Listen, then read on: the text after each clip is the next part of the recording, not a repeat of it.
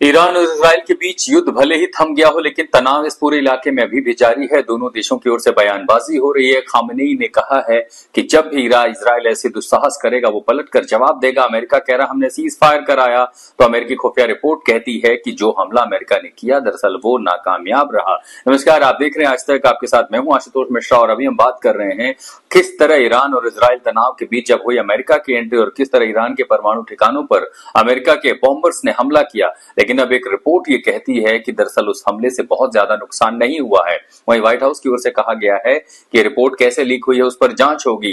इस बीच खामनेई का एक वीडियो सामने आता है और उस वीडियो में अपने देश के लोगों को बधाई देते हैं और ये कहते हैं कि जब भी ऐसी जरूरत पड़ेगी, जब भी उन पर हमला होगा, ईरान पलटकर जवाब देगा। वहीं इजराइल कह रहा है कि उसके हमले सटीक थे, ईरान का परमाणु कार्यक्रम पीछे चला गया है और जीत इजराइल की हुई है। तो एक तरफ ऑपरेशन राइजिंग लॉयन पर इजराइल खुशी मना रहा है, तो दूसरी तरफ ऑपरेशन ट्रू प्रॉमिस 3 पर ईरान खुश है, तो वहीं ऑपरेशन हैमर पर अमेरिका भी खुश है।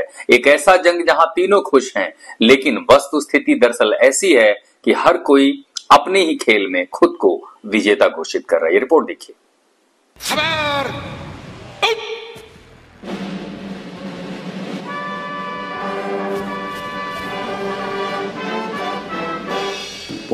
दशकों से ईरान के सर्वोच्च नेता खामेनेई इसी तरह से अपनी बात रखते हैं। मंच पर वो अकेले बैठते हैं।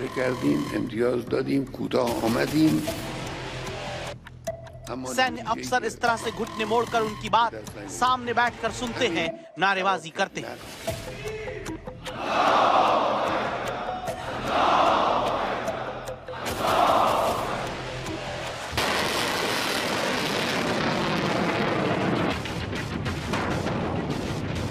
लेकिन इजराइल और फिर अमेरिका के साथ सीधी जंग के दौरान खामेनेई गायब हो जाते हैं। उनके कमांडर सीज फायर के बाद सड़कों पर हीरो की तरह जनता का अभिवादन स्वीकार करते दिखते हैं।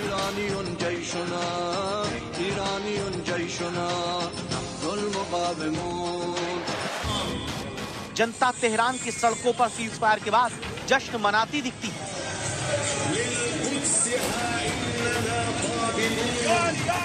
यही नहीं, तेहरान के आजादी चौराहे पर देशभक्ति का माहौल बनाने के लिए सिम्फनी ऑर्केस्ट्रा का आयोजन किया जाता है। लेकिन ईरान के सर्वोच्च नेता के सीज फायर के बावजूद गायब रहने से अटकलों का दौर शुरू हो गया। सवाल उठ रहा है, क्या ईरानी सुप्रीम लीडर सुरक्षित हैं या फिर इजराइल के डर से छिपे हुए हैं। पूछा जा रहा है कि अगर युद्ध में ईरान की जीत हुई है तो रहबर को सामने क्यों नहीं लाया जा रहा। इन सवालों के बीच ईरान के सर्वोच्च नेता की तरफ से वीडियो जारी किया गया, जिसमें खामेनेई की तरफ से कई बड़े दावे किए जा रहे हैं। खामेनेई ने कहा है, इजराइल को बचाने के लिए अमेरिका को युद्ध में कूदना पड़ा है और भविष्य में दुश्मनों को हमले की बड़ी कीमत चुकानी होगी। अमेरिकी ठिकानों पर ईरान का हमला एक बड़ी उपलब्धि है। ईरान इस बार इजराइल के सुरक्षा चक्र को भेदकर उसके शहरों को दहलाने में कामयाब रहा। आत्मसमर्पण कभी नहीं होगा। ईरान शक्तिशाली राष्ट्र है। इस तरह खामेनेई की तरफ से वीडियो जारी कर अपने देशवासियों को बधाई दी गई, जिसमें ये बता दिया कि वो सुरक्षित और स्वस्थ हैं। लेकिन कहां हैं, किस बंकर में छिपे हैं, बाहर क्यों नहीं निकल रहे, ये सवाल अब भी बरकरार है। दरअसल इजराइल और अमेरिकी हमलों के बीच जनता की इस उलझन को ईरान के सरकारी टेलीविजन पर खामेनेई के एक अधिकारी से पूछ लिया गया। टीवी होस्ट ने अधिकारी से कहा कि लोग सर्वोच्च नेता के बारे में बहुत चिंतित हैं, क्या आप हमें बता सकते हैं कि वो कैसे हैं। इस पर खामेनेई के कार्यालय के प्रमुख मेहदी फजाइली ने उसका सीधा जवाब नहीं दिया। इसके बजाय उन्होंने कहा, हम सभी को प्रार्थना करनी चाहिए। सर्वोच्च नेता की सुरक्षा के लिए जिम्मेदार लोग अपना काम अच्छी तरह से कर रहे हैं। इस तरह खामेनेई पर सरकारी अफसरों की तरफ से भी कोई सीधा जवाब नहीं दिया गया, जिससे सवाल उठता है कि देश पर असाधारण संकट के बावजूद खामेनेई का सामने न आना क्या एक साधारण सी बात है। और इन्हीं सवालों पर इस वीडियो के जरिए शांत करने की कोशिश हुई। 12 जून को इजराइल ने ईरान पर हमला किया। उसके बाद खामेनेई गायब हो गए और 18 जून को वीडियो संदेश देने आए। लेकिन इसके बाद अमेरिका ने ईरान के परमाणु ठिकाने तबाह कर दिए, सीज फायर हो गया। लेकिन खामेनेई सामने नहीं आए, न ही उन्होंने कुछ सामने आकर बोला। लेकिन इंतजार सीज फायर के 52 घंटे बाद खत्म हुआ है।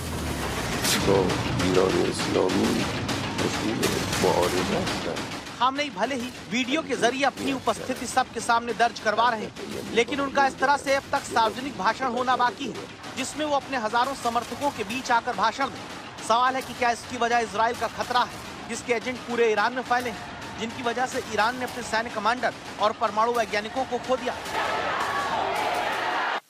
همه رزمندگان ما دستشون روی ماشه است. اگر خطایی از طرف دشمن صورت بگیره حتما مثل 12 روز گذشته مقابله مثل جانانه انجام خواهیم داد. در دفاع از این کشور ما لحظه‌ای به خودمون تردید راه نمیدیم. खामनेई का बंकर से बाहर नहीं आना यह बताता है कि ईरान को लगता है कि खतरा अभी टला नहीं, इसलिए उनकी तरफ से कोई जोखिम नहीं लिया जा रहा। सीज फायर के 52 घंटे बाद भी खामनेई का बंकर से वीडियो संदेश इसी बात की तरफ इशारा करता है।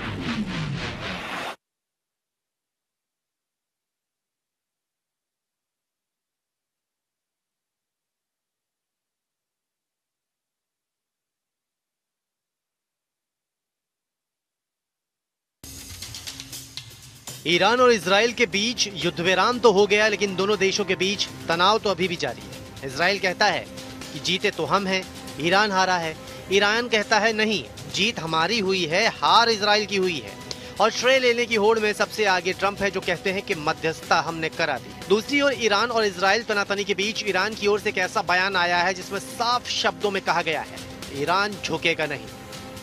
खुदा रो सपास می‌گذاریم که به نیروهای مسلح ما کمک کرد، توانستند از دفاع چند لایه پیشرفته اونها عبور کنند و بسیاری از مناطق شهری و نظامی اونها رو زیر فشار موشک‌های خودشون و با تهاجم قوی سلاح پیشرفته خودشون اونها رو با خاک یکسان کنند. به مراکز هسته‌ای ما حمله کردند که البته این در خور پیگیری جزایی در دادگاه‌های بین‌المللی است به طور مستقل، اما نتوانستن کار مهمی انجام بدن. رئیس جمهور آمریکا در شرح اونچه که واقع شده بود بزرگ نمایی غیر متعارفی کرد. معلوم شد که به این بزرگ نمایی احتیاج داره.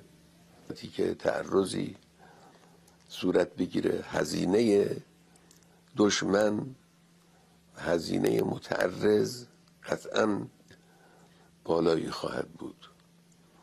ईरान के सर्वोच्च नेता आयतुल्लाह अली खमेनेई ने गुरुवार को पहली बार सार्वजनिक रूप से बयान दिया। खमेनेई की ओर से साफ साफ कहा जा रहा है कि ईरान के खिलाफ अगर किसी भी तरह की गतिविधि होती है तो इस बार करारा जवाब मिलेगा।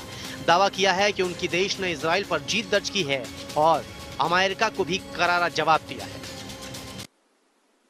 तो मध्य पूर्व में जो बड़ा तनाव था वो खत्म हो गया है, सीज फायर हो चुका है। लेकिन इस बीच अमेरिका के पूर्व राष्ट्रीय सलाहकार को ऐसा लगता है कि दरअसल इस इलाके में नॉर्थ कोरिया और ईरान के बीच जो नया गठजोड़ खड़ा हो रहा है, ऐसे में एक दूसरा वैश्विक संकट खड़ा हो सकता है। क्योंकि जिस तरह की जानकारियां थी, नॉर्थ कोरिया ने न सिर्फ अमेरिकी हमले की निंदा की थी, बल्कि ये भी कहा जा रहा था कि वो ईरान को मदद कर सकता है, जरूरत पड़ने पर वो मदद आर्थिक भी होगी और सैन्य भी होगी। ऐसी स्थिति में क्या एक दूसरा संकट खड़ा हो रहा है, खासकर ईरान और नॉर्थ कोरिया के बढ़ते गठजोड़ को लेकर के, इस रिपोर्ट के जरिए समझिए।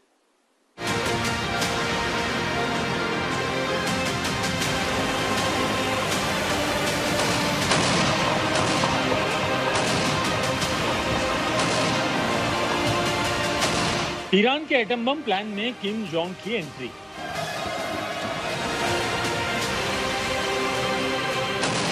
ईरान के 400 किलो यूरेनियम की लोकेशन ट्रेस। किम जोंग की मदद से एटम बम बनाएगा ईरान।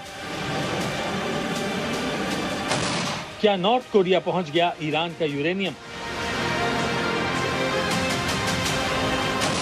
खामनेई की कसम पूरी करवाएगा किम जोंग। नॉर्थ कोरिया के तानाशाह किम जोंग की सबसे बड़ी ताकत उसके एटम बम है। वही एटम बम जिसके दम पर किम जोंग खुल्लम खुल्ला अमेरिका को धमकाने से पीछे नहीं हटते।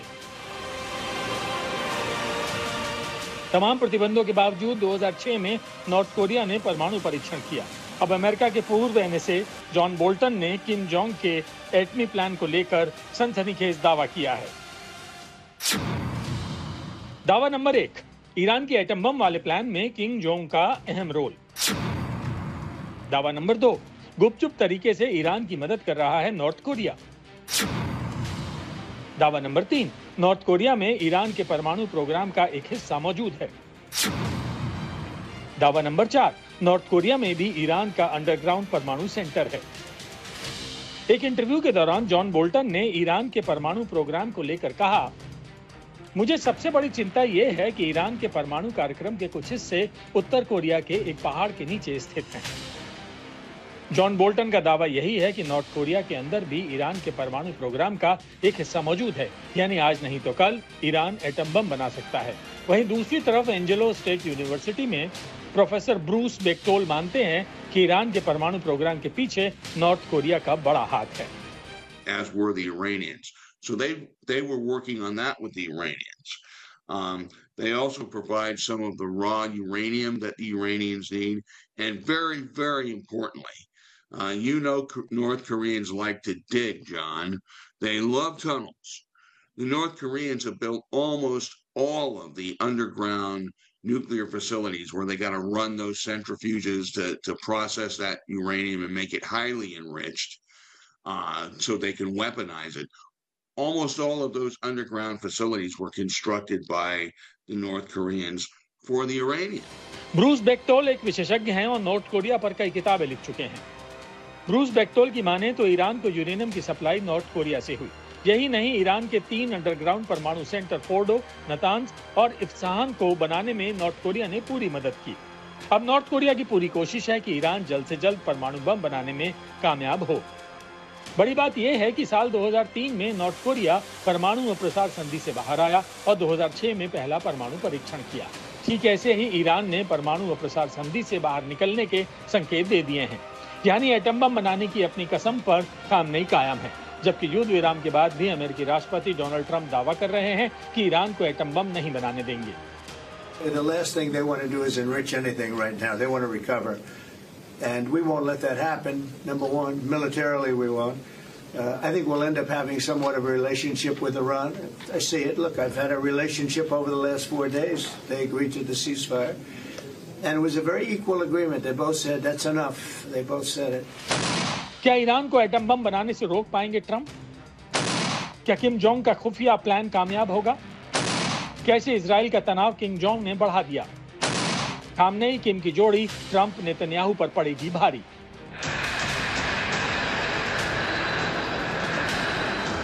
अमेरिका ने ईरान के 3 परमाणु केंद्रों पर B-2 से 13,600 किलो के कई बंकर बस्टर बम गिराए। दावा यही है कि ईरान का परमाणु सेंटर तबाह हो गया, अब ईरान कभी परमाणु बम नहीं बना पाएगा। We hear it was obliteration. It was a virtual obliteration. When you take a look at the ground above, don't forget the flame is all underground. But everything above, if you look at the before and the after picture, everything above is burned black. The trees, everything. There's one building, but that's a building that sunk substantially into the granite, so that, you know, the fire goes right over it. It was, I believe it was total obliteration. I believe they didn't have a chance to get anything out because we acted fast. ऐसे में सवाल यही है कि Iran के पास मौजूद 400 kilo uranium कहाँ है? वही 400 किलो यूरेनियम जिसकी मदद से ईरान 1-2 नहीं बल्कि 10 एटम बम बना सकता है। आज 400 किलो यूरेनियम को लेकर सबसे बड़ा सस्पेंस है। वजह है हमले से ठीक पहले फोर्डो परमाणु सेंटर के बाहर नजर आए ट्रक। सैटेलाइट तस्वीरों में फोर्डो परमाणु केंद्र के बाहर 16 ट्रकों का काफिला दिखाई दिया था। आशंका जताई जा रही है कि इन्हीं ट्रकों के जरिए यूरेनियम को शिफ्ट कर दिया गया था। हालांकि यूरेनियम को लेकर अभी तस्वीर साफ नहीं है, लेकिन ईरान के उप विदेश मंत्री अली बाकेरी कहतरमांची का दावा है कि 400 किलो यूरेनियम को पहले ही हटा दिया गया था। हमने लगभग पूरा संवर्धित यूरेनियम हमलों से पहले गुप्त स्थान पर पहुंचा दिया था। अगर दावा यही है तो ईरान का वो सीक्रेट ठिकाना कहाँ है? क्या यूरेनियम को नॉर्थ कोरिया भेज दिया गया या फिर किसी दूसरे अंडरग्राउंड लोकेशन पर शिफ्ट कर दिया गया? अमेरिका के उपराष्ट्रपति जेडी वेंस ने कहा कि हमले से पहले गायब हुए 400 किलो यूरेनियम के बारे में ईरान से बात होगी। अमेरिका को यकीन है कि फोर्डो, नतांज और इफ्सहान में मौजूद ईरानी परमाणु ठिकानों को या तो गंभीर क्षति पहुंची है या वो पूरी तरह से नष्ट हो चुके हैं। जेडी वांस ये भी कहते हैं कि वो इसकी सटीक जानकारी नहीं दे सकते हैं और इसको लेकर वो पूरी तरह से निश्चित नहीं है। अगर ईरान के न्यूक्लियर प्रोग्राम को देखें तो 3 मुल्कों का हमेशा साथ मिला, चीन, नॉर्थ कोरिया और रूस। चीन की मदद से ईरान का सबसे बड़ा परमाणु रिसर्च कॉम्प्लेक्स इस्फहान 1984 में बना। चीन ने 3 रिएक्टर सप्लाई किए। नॉर्थ कोरिया ने परमाणु केंद्रों पर अंडरग्राउंड सुरंगों के डिजाइन और निर्माण में मदद की, जबकि रूस के सैकड़ों परमाणु वैज्ञानिक आज भी ईरान के परमाणु केंद्र में काम कर रहे हैं। ईरान बीते 3 दशकों से एटमी हथियार बनाने की कोशिश कर रहा है, लेकिन नाकाम रहा, जबकि नॉर्थ कोरिया ने तमाम प्रतिबंधों के बावजूद एटम बम बनाने में कामयाबी हासिल की। आज नॉर्थ कोरिया के पास 50 परमाणु बम है। दूसरी तरफ नॉर्थ कोरिया की ईरान के साथ लंबी दूरी की मिसाइलों के निर्माण को लेकर पार्टनरशिप है। यही वजह है कि दुनिया भर के तमाम एक्सपर्ट मानते हैं कि इस वक्त सिर्फ और सिर्फ किम जोंग ही खामनेई के एटम बम वाले सपने को पूरा कर सकते हैं। आज तक ब्यूरो।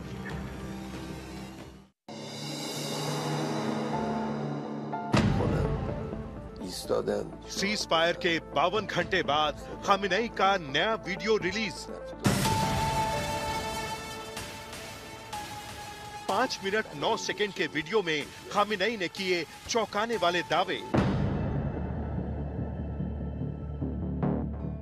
सीक्रेट बंकर से बोले खामेनेई, अमेरिका और इजराइल पर फतेह का ऐलान। खामेनेई का दावा, अमेरिका बीच में ना आता तो इजराइल को तबाह कर देते। खामेनेई का नया वीडियो बताएगा कौन से बंकर में छिपे हैं ईरान के सुप्रीम लीडर। 12 दिन की जंग के बाद 24 जून को ईरान और इजराइल के बीच अमेरिका युद्ध विराम का ऐलान करता है और जंग थम जाती है। लेकिन सबसे बड़ा सस्पेंस ईरान के सुप्रीम लीडर आयतुल्लाह खामेनेई को लेकर रहता है, क्योंकि युद्ध विराम के बाद अमेरिकी राष्ट्रपति डोनाल्ड ट्रंप ने दुनिया के सामने आकर जंग रुकवाने का ढोल पीटा। इजराइल के प्रधानमंत्री बेंजामिन नेतन्याहू ने भी दुनिया के सामने आकर कहा कि ईरान की जिन न्यूक्लियर साइट्स को तबाह करने के लिए उन्होंने जंग छेड़ी, अमेरिका के सपोर्ट से वो कामयाब हुए। हालांकि ईरान की सेना की तरफ से भी दावा हुआ कि इजराइल के शहरों में जिस तरह से उन्होंने बैलिस्टिक मिसाइलें मारकर तबाही मचाई, जंग में जीत उनकी हुई है।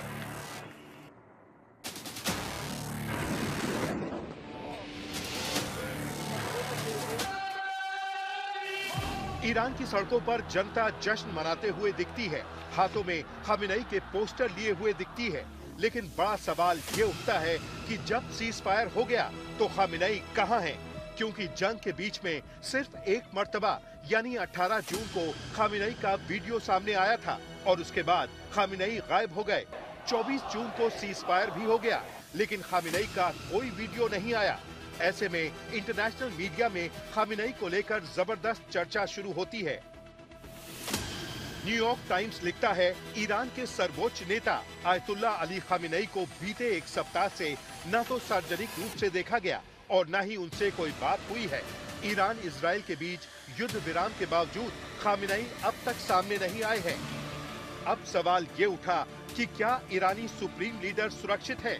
न्यूयॉर्क टाइम्स की रिपोर्ट के अनुसार यही सवाल ईरान के सरकारी टेलीविजन पर खामेनेई के कार्यालय के एक अधिकारी से पूछा जाता है।